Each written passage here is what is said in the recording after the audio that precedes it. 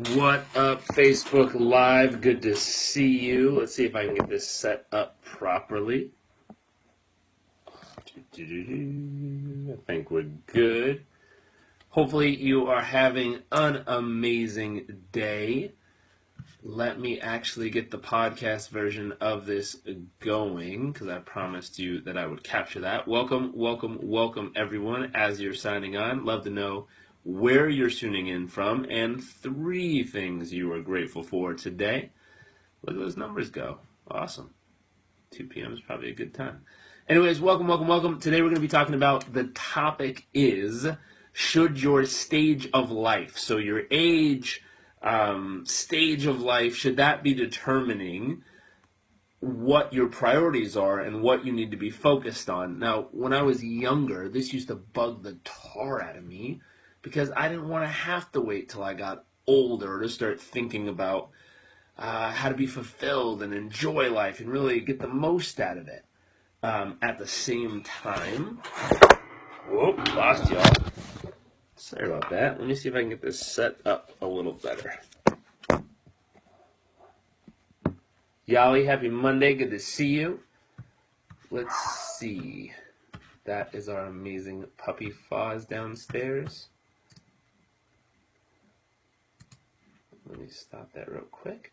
Welcome. As everyone's tuning in, love to know 3 things you were grateful for and where you were tuning in from.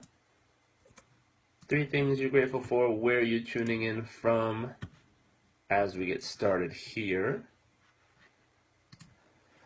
So, here we go. Today's topic of the day is, should your age or stage of life determine where your priorities are, what you're focused on, and how you're going about doing whatever it is that you're doing? As we're starting off here, this is a Facebook Live chat. We're also recording it for the podcast. I'd love to know, Peter from Melbourne, Florida. Yali, nice to see you. People popping in here. Our viewers are going up, which I like. Always exciting. Love to know 3 things you're grateful for. We always start with gratitude purely to reinforce the mindset of always looking for what's right with our life. So 3 things you're grateful for and where you're tuning in or listening from. So if you're on the podcast, send us a tweet at Jairek Robbins and let us know where you're tuning in from and listening. We'd love to hear from you. If you're on the Facebook Live with us right now, chat in the little section right below the video, right there. Bill from Miami, grateful for 1, family, 2, health, 3, your mind. Awesome. Always grateful for those things as well.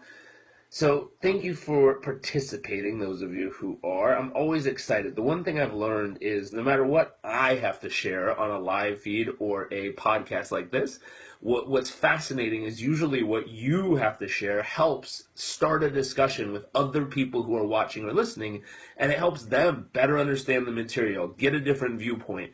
As much as I think my vantage point is awesome, a lot of you out there have really solid and great information to share. So when you choose to type comments in this section down here, or tweet us, what happens is other people see what you have to share, your insights, your strategy, your information, and they go, oh, that makes sense, and then they jump in, and it really helps all the other people who are choosing to participate. So I thank you, those of you who choose to participate by typing in comments and sending us tweets and emails and all that jazz. Yali, grateful for the people in your life, the endless growth opportunities, and that life keeps getting exciting. That's awesome. Michelle, grateful for my passion to learn, grow, and impact others. Awesome. Robert, grateful for my sanity, my son, my funny, and my, fiance, tuning in from Riverside, California. Well, welcome from all the way in Riverside. So as we jump in here, really big question. I'd love to know your opinion. Should the age you're at or the stage of life you're in determine what your priorities are? And I'd love to know people's opinion who are tuning in. The conversation here, and Catherine, nice to see you. Hi, Jairek, Bay Area, California. Awesome. We're looking forward to getting up there. Grateful for choice, redwood trees, and awesome people in my life. Awesome. We want to go see those giant trees you can drive through up there. They look cool. And jumping into this question, should your stage of life determine what you need to focus on? We've had a lot of young people tuning in on the podcast and live with us here and also on YouTube, and they're struggling Because at the stage of life they're at, let's say they're between 18 to 30 in this stage of life, they feel like all they should be doing is working because that's what everyone tells them to do. It's like, I should be work, work, work, work, work, work, work, work, work. The problem is, in their heart, they really want to find someone special to share their life with. Or they really want to spend time doing something they're passionate about, that they love, that they can't quite figure out how to monetize or turn into a business. And it drives them insane. And so to start there, should that be determining how they spend their time? Should they traditionally, 18 to 30 years old, the number one focus, so if you think about the biggest area of life, it would be work. Because that's what most young people need to be doing at 18 to 20, 30 years old. You need to be working your face off and building some experience, building some muscle, understanding how to add value to society. Like, other people have taken care of you up to this point for the most part. Now you're in a position where you got to add value and find your unique gifts that you can offer. So I'm curious though, if we start right there, what is your opinion, and we're going to tune into the Facebook chat here and see what they're saying, but what is your opinion on how people should be, remember should, be spending their time 18 to 30 years old? I'm curious what the mindset is right now. So let's tune back and see what we got going on. Lorena, today I'm grateful for my weather. Text from my son, copy of Stu Middleman's book, which you recommended last week, just arrived. Awesome, from Scotland. Lisa, I'm grateful for my family choices and the opportunities that are presented to me. Montreal, Canada, welcome. Peter, grateful for my family. Kept off losing weight for 5 years, my imagination. Mark, San Diego, number 1, rainy day. Grateful for amazing backyard and your live broadcast. Well, thank you, sir. Yali, I think it can be a bit of a trap because, as we discussed on my show today, people grow older faster when their mindset is fixed on their age and what they think it means. I think people should focus on being who they want to be regardless of the age. Very interesting. So here's what's fascinating. However, they want finding their passion. So Francine says they should be spending time however they want at 18 to 30 years old, as long as they're finding their passion. So let's keep twisting this scenario. Heather says, I think you need to explore a lot of things, including spending time alone, so you know what truly resonates with you. Then you can commit to those things and see the right people will fall into your life. Awesome. Steven says, professional, personal, financial growth. Awesome. Peter, priorities should be based on stage of life. The skill set we have differs as we grow. The credibility we have in the minds of others changes too. Interesting. Very much so. I remember when I turned 30, my dad told me something. He said, as hard as you worked and everything you've accomplished, the day you turn 30, a lot more people will believe in what you're saying based on where you're at and based on how it's going. So Joanna has a good question. She says, how do you find that passion? So here's what's interesting. To start here, and I see what everyone's saying. They should be going out, trying new things, going new places, meeting with different people, exploring what's out there in the world, seeing what they love, seeing what they don't. So basically sampling the buffet of life and seeing what it has to offer and seeing what really meshes with you that you love and thrive in, and seeing what you don't necessarily like, stuff you might want to avoid or stay away from. Here's the crazy question though. What if this 18 to 30-year-old was your child and they happen to be living at home without a job? Now what should they be focused on? This is always interesting because when you ask people what someone else should be doing who's not related or connected to them in any way, people always say, oh, they should be doing this and experiencing and going out there and having fun. And then you say, well, what if it's your child that you're paying for living in your home? People have a little bit slightly different opinion. So let's see if it pops up. Mohammed from Dubai, welcome, sir. Heather, sampling the buffet of life. Love it. Me too. Sounds cool. Vladimir, I think priorities should be based on priorities. The first is body, then emotions, then time, and so on. Oh, smart. So they should be focusing on building themselves as a human being and really understanding how to maximize the majors of their life. I would agree with that. Obviously, we wrote about it in our book. Peter says, 18 to 30, enjoy, but try to develop spiritually. There is plenty of time to work later. Interesting. Catherine says, let's drop the should and talk passion, dreams, and vision. that create wealth and money and individual authentic expression. No matter your age, I'm reinventing again. Not as fast as I think I'm capable of, but holding the vision and moving forward. Awesome. Very, very cool. Joanne, I would advise them to find and seek activities they enjoy that excite them. Very, very cool. Very cool. So obviously when you all have kids, it's going to be amazing because of how well you set them up and how much you support them. Now, I'm going to be honest. I think we have slightly a biased opinion in the group that would show up to a conversation like this, only based on the fact that if you're here, you're into personal development, you're into growing, you're into learning, you're into exploring new things. So I love the fact that a lot of you who's sharing what you would do and how you'd advise that young person, you live what you teach, and what you learn, what you read about all the time, what you're around, you really eat, breathe, and sleep it, not just talk about it. So that's awesome. So the thought process that I would look at 18 to 30 years old, the tricky part when young people show up is the big question we had thrown at us, which was people were asking, well, which is it? Do you grind through situations you don't necessarily love to learn how to get good at them? Or do you quit the moment you don't like it and go find something that you just love the whole way through? And my thought is, my response personally, for what it's worth, I'll share it just to see what your opinion is. It really depends on the circumstance. If you're in a circumstance where you're a young person and you have to stand on your own 2 feet and there's no one there to support you and you're going out to make something happen, you have to learn early. There are going to be some things you're going to have to do that you might not like.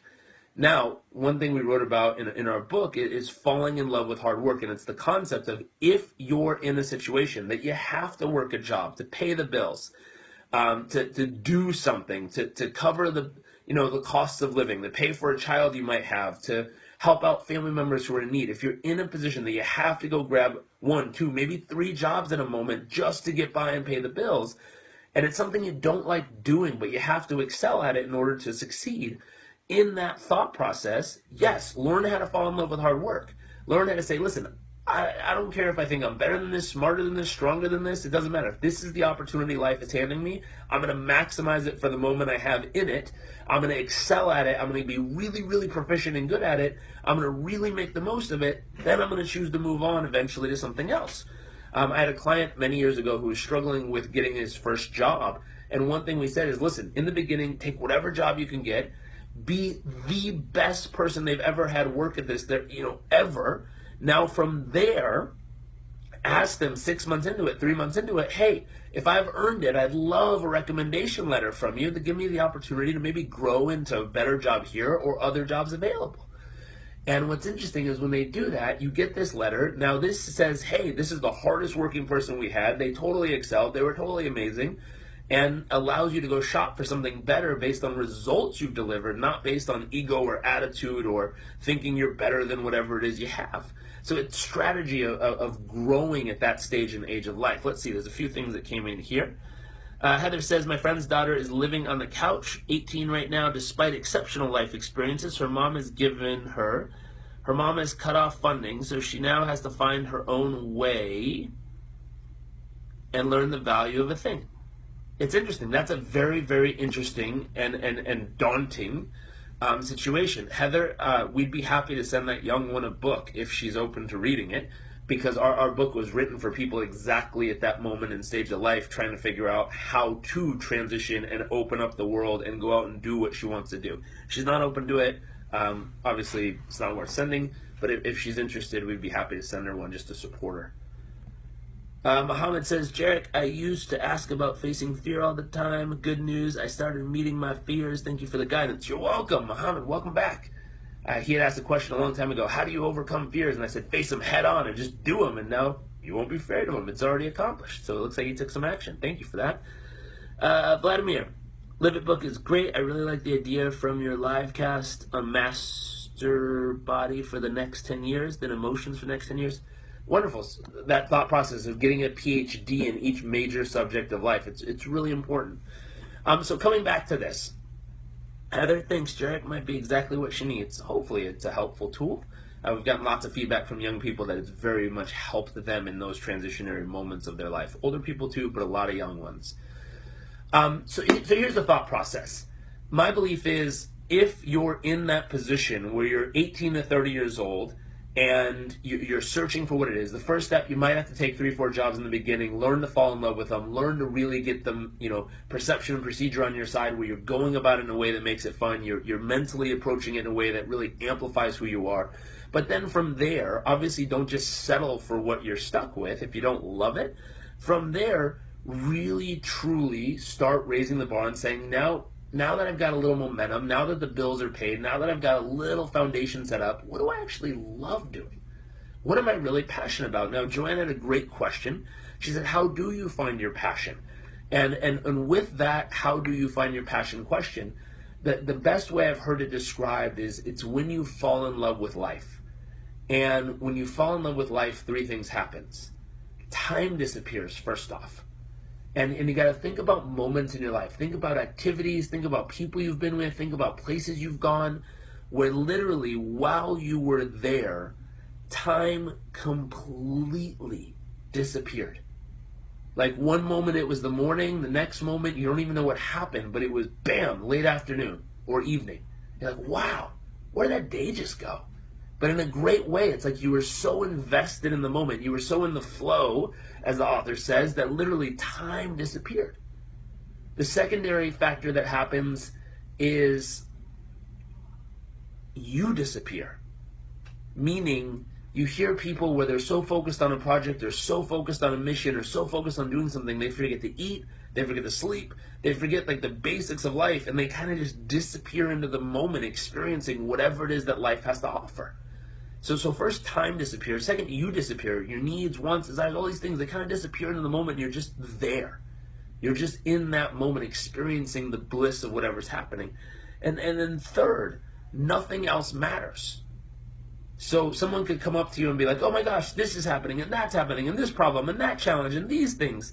And what's really interesting, no matter what they throw at you, it just literally flows right off your back because you're in that moment. You're in the zone. Someone says it won't work. You're like, great. And you just walk right past them. Someone says that'll never happen. Okay. And you just keep going. It's like you're so in the zone. You're so in the moment that nothing else matters. So three pieces there, which is time disappears, you disappear, and nothing else matters. And so how do you find that passion? Like people were saying before, go experience life. Get out there. Get moving. Try different things. Sample things. Take classes. Go on trips. Go on courses. And you might not be able to do a bunch of them all at once. Awesome thing, thanks to virtual reality, we're going to have the opportunity to go experience stuff like never before without even leaving your home to sample it and see if it's something you're interested in. I still think the visceral, physical experience of being there definitely makes a difference. But you could throw on a headset, and our friends at Pencils of Promise do this at their events now, where you can put on a headset, look around, and everywhere you look, you're sitting in a classroom in Ghana with them at an actual school built. It's beautiful. So for the people who are searching for opportunities, nowadays you're going to have the ability to try all kinds of amazing things thanks to technology and go places any day of the week to experience what's there. So let's see what people are saying. Let's see. Joanne says, I stopped putting pressure and expectations on myself and allow myself to just be wonderful. So that's one way that helps find that passion, is allow yourself to just be in the moment and experience what life has to offer. Very, very beautiful. Mohammed, when are you coming to Dubai? Our trip was delayed that we had set for last month. We had a speaking tour set up. A couple things got shifted in a couple cities, so we delayed it. It looks like we're talking to them possibly about coming back over in May, I believe it is. Peter, my 2 daughters have an amazing work ethic, both bright, both studying and working as servers. I'm proud of them because they're go-getters. That's the time. And at 18, you have plenty of time. That's true. So Peter, it sounds like they're taking the philosophy of they're going out there, they're getting the work, they're really pushing themselves and making something happen. They're trying something, seeing if they love it. At the same time, they're adding value. They're building some muscle emotionally and physically in the process, and it's giving them a great foundation to build from. So my thought is that seems like a pretty standard way to do it, but that's awesome. The part I don't necessarily endorse are people who stay at home and do nothing and talk about how they can't get the job they want, so they're not going to take any job and do nothing about it. That's nuts to me. if you want to get out there, like, go try. Instead of waiting for the perfect job at the perfect moment at the perfect time, like, grab what's available, make the most of it, fall in love with it. If you end up hating it, that's okay. Build up lots of value, learn, get a reputation that they're like, you're the go-to player. Have them write endorsements or testimonials for how well you did. And then from there, build into the jobs you want and let that be your foundation. But start with momentum and movement and action instead of just sitting and waiting and hoping. Lynette, thanks for the heartfelt message. So welcome. Thanks for tuning in. Mark says, any stage in life, the key to happiness is work hard and live simply. Work hard at school, work hard at your first job, live below your means. If you can afford a new car, buy a used one. Practice gratitude daily, contribute more than anyone you know. That's wonderful. Love that message. Warren, grateful I'm still awake to join on the live feed. My copy of Live It finally arrived. Starting to read it this evening. Joburg, South Africa. Oh, that's awesome. We're working to possibly come speak down there at a big event in a few different cities, so hopefully we'll make it. So going back to this message, what happens? So 18 to 30, well, the reason I bring this up is in our Performance Coach University program, we talk about these different stages of life and how to help someone maximize their performance. So my thought is at different stages of life, there's certain ways you can maximize the performance of where you're at and what you're doing. So if you were to think about 18 to 30, how do you maximize a person's performance? Well, you help them learn new skills. You help them figure out where their strengths and weaknesses are.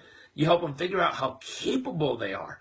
If you think about an 18 to 30-year-old young man or a woman who's really focused on growing herself, the piece of it is they're always trying to outdo themselves. They want to know, hey, can I conquer that goal? Can I accomplish that? Can I go there? Can I do this? Can I make this happen? Can I achieve those goals? Can I do all this stuff? And pretty soon it's like conquering mountains or climbing mountains. They get to the top of Kilimanjaro and they go, wow, it's beautiful. And the top of Mount Fuji, that's incredible. And then they go to the top of the next mountain. There's always Everest, but they don't go that far at this age. And they're always conquering these mountains. And pretty soon, after 40, 50, 20, 30, maybe 10 mountains, they look around and say, hey, all that's up here is a thin air and a nice view.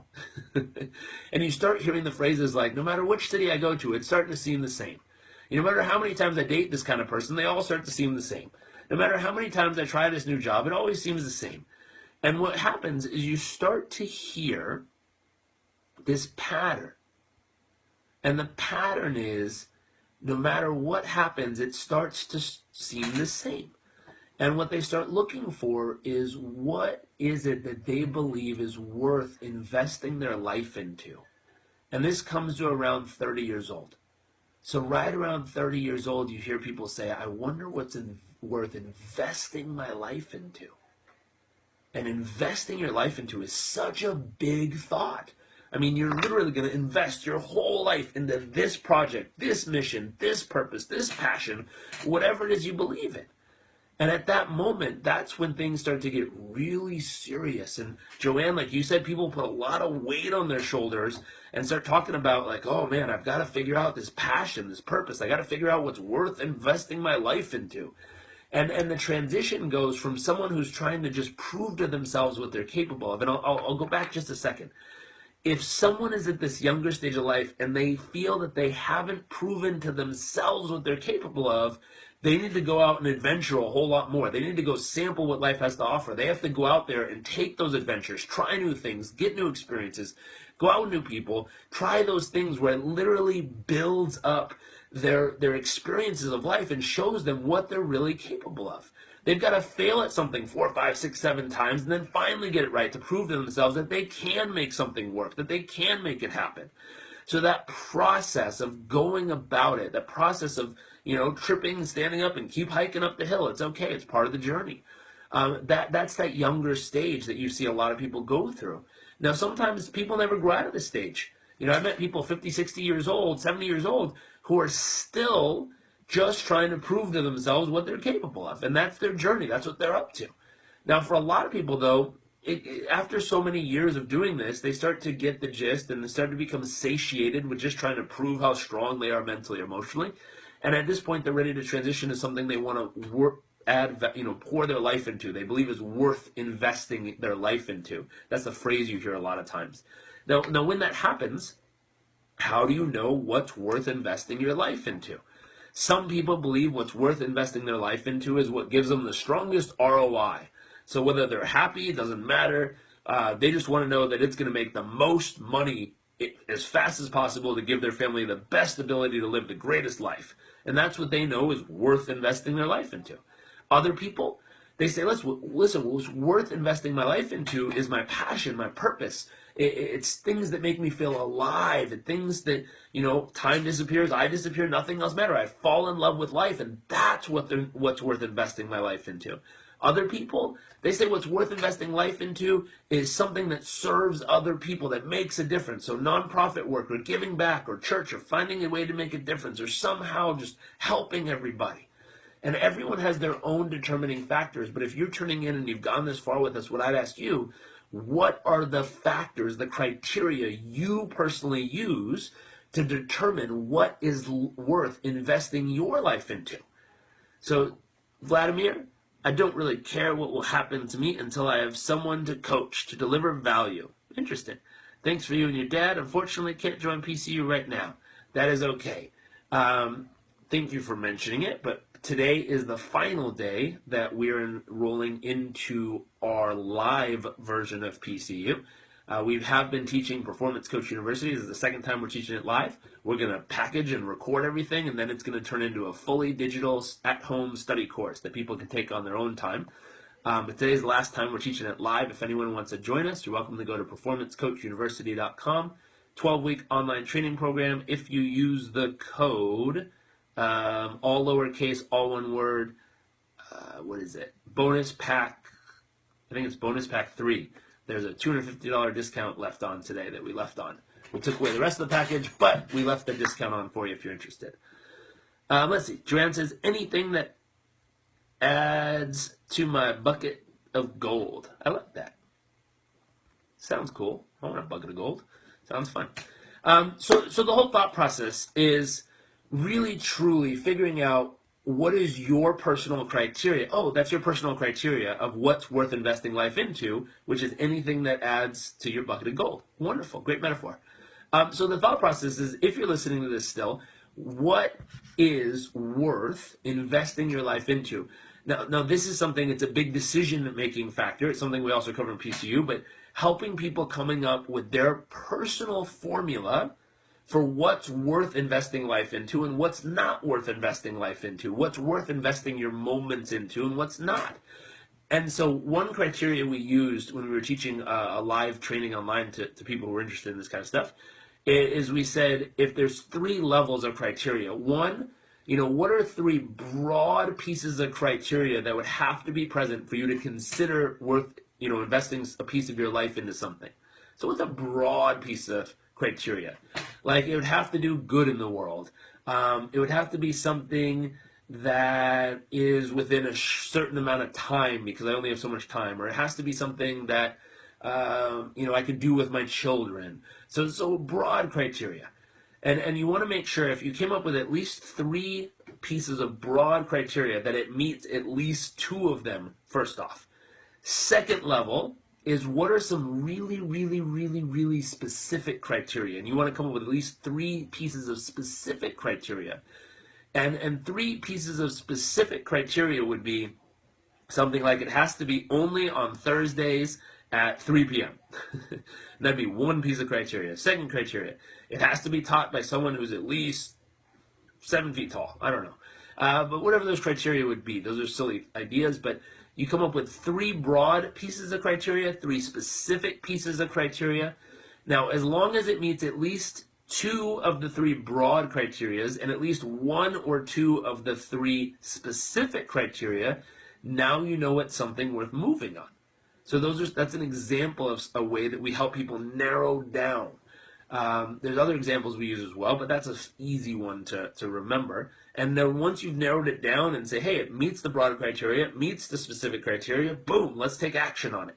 And the key is always to do something about it, never to just sit there and think about it. Like, make it happen, see what happens.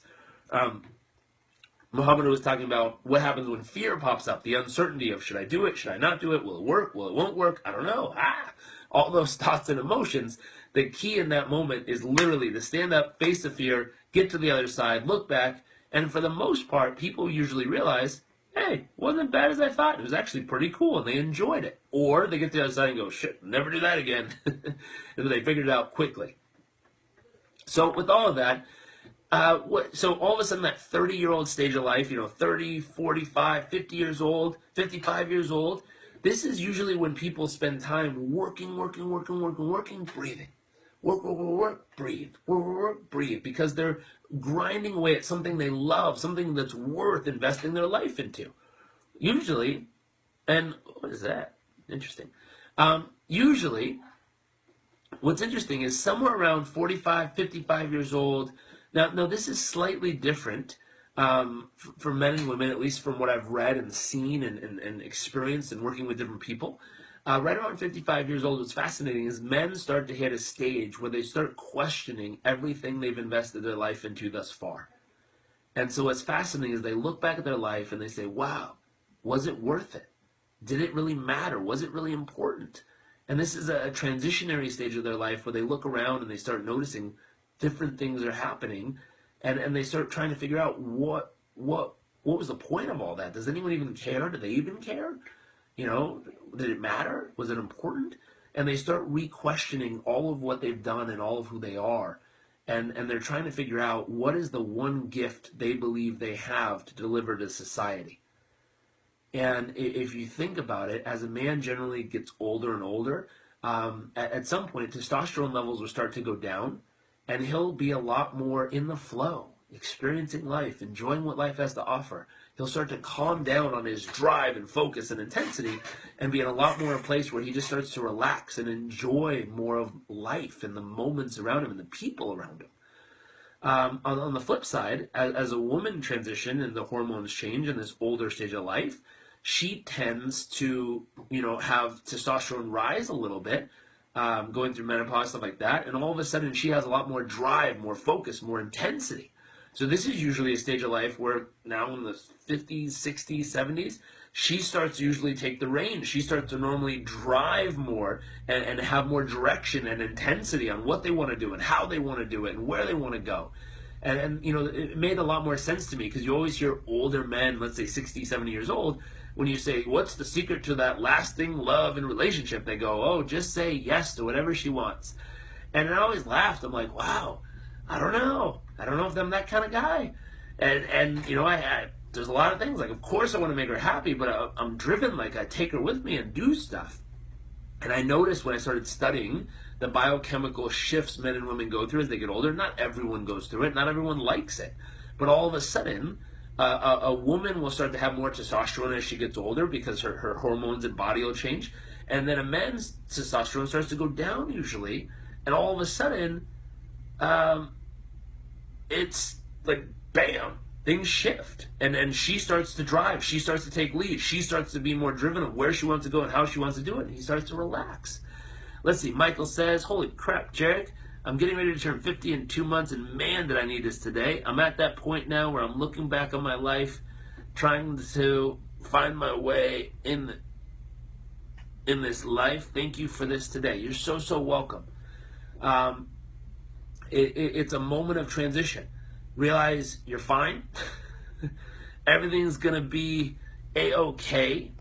And now's the time to just step back and really search for what is that one gift you've been blessed with that you want to share with society, people that you care about, and life around you.